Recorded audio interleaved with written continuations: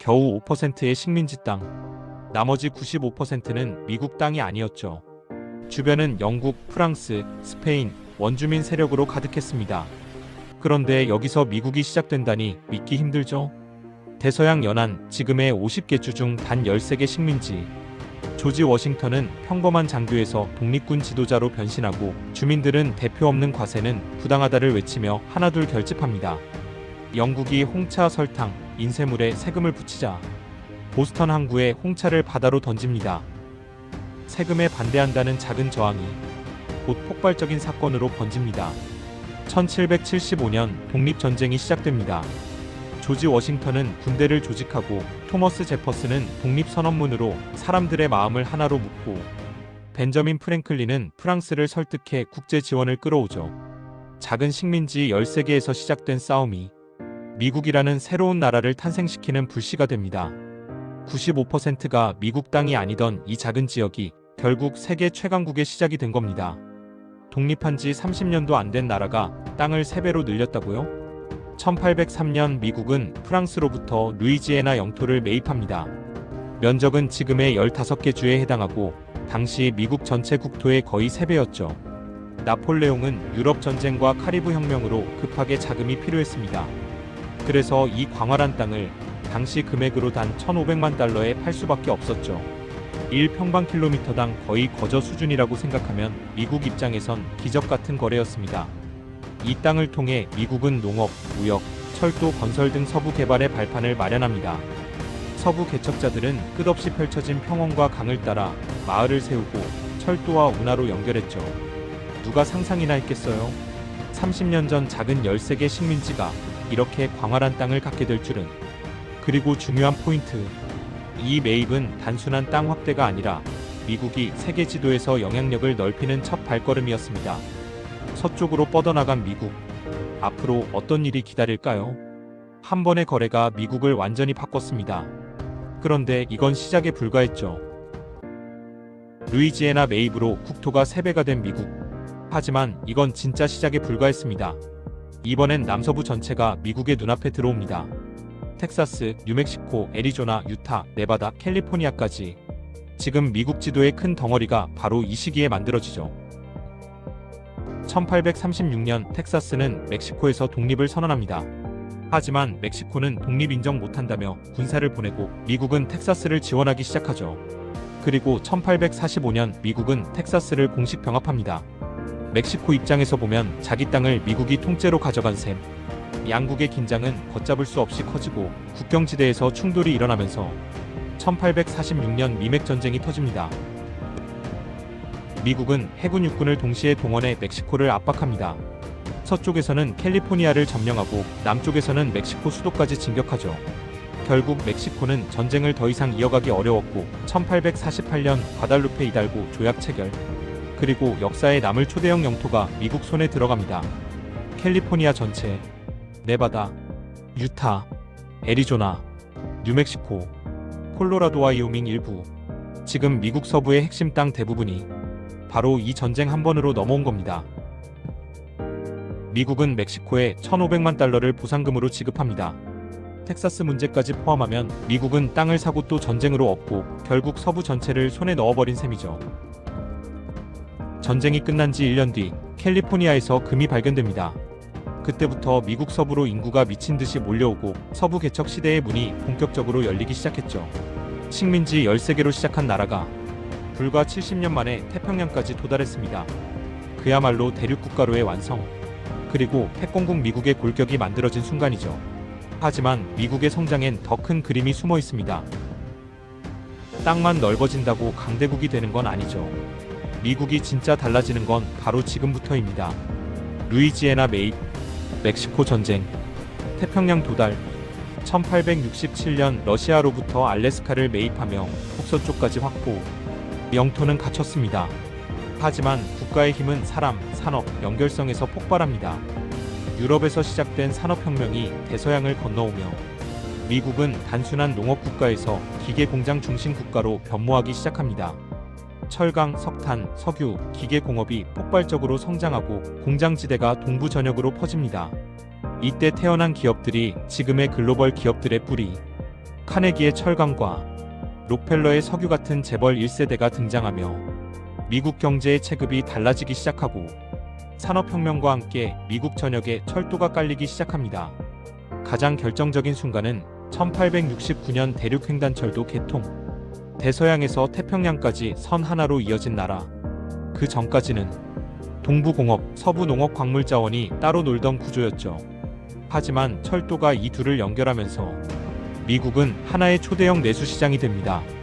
석탄은 서부에서 동부로, 공산품은 동부에서 서부로 사람, 돈, 물자가 폭발적으로 움직이며 미국 경제의 심장박동이 시작됩니다. 1840년부터 1900년대 유럽은 기근 전쟁 빈곤으로 고통받았고 수백만 명이 미국으로 건너옵니다. 기회의 땅으로 간다.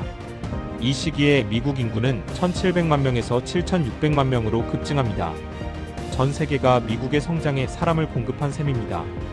노동력, 시장, 군대, 미국이 강해질 모든 요소가 폭발합니다. 이 시기 미국은 플로리다 편입과 오리건 아베, 가지던메이까지 본토 48개 주의 골격을 완성합니다. 이제 미국에는 끝없는 땅, 폭발적인 노동력, 강력한 산업 기반, 대륙 전체를 잇는 철도, 이 네 박자가 완성됩니다.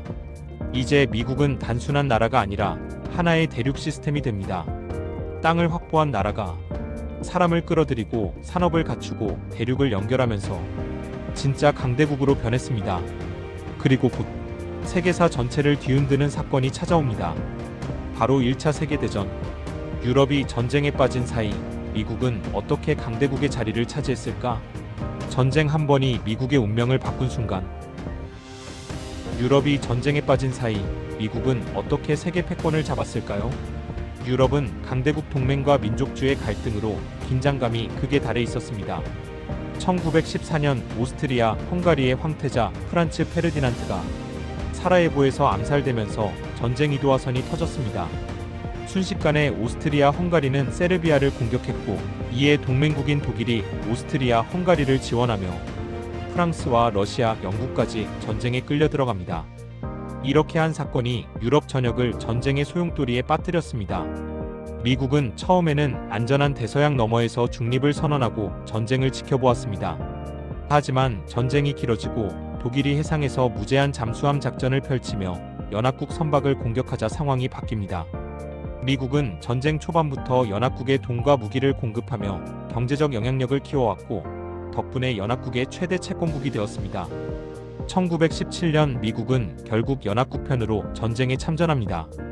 약 200만 명의 병력이 유럽으로 파병되고 미국 산업과 군사력이 전세를 뒤집는 결정적 힘이 됩니다. 철강, 석유, 기계 산업은 폭발적으로 성장하고 공장과 항구에서는 전쟁 물자가 쉼없이 유럽으로 보내졌습니다. 금융과 무역에서도 미국의 영향력은 급격히 확대되었습니다. 전쟁이 끝난 1918년 유럽은 피폐해졌지만 미국은 산업, 금융, 군사력 모두에서 세계적 영향력을 확보하며 단순한 대륙국가를 넘어 세계 패권국으로 올라섰습니다. 작은 13개 식민지에서 시작한 나라가 영토 확장과 산업 발전, 채권국과 참전을 거쳐 결국 세계사를 뒤흔드는 강대국이 된 순간입니다. 전쟁이 끝난 뒤 세계는 피폐했고 미국은 기회를 잡았습니다. 작은 식민지에서 시작한 나라가 어떻게 세계사를 다시 쓰기 시작했을까요?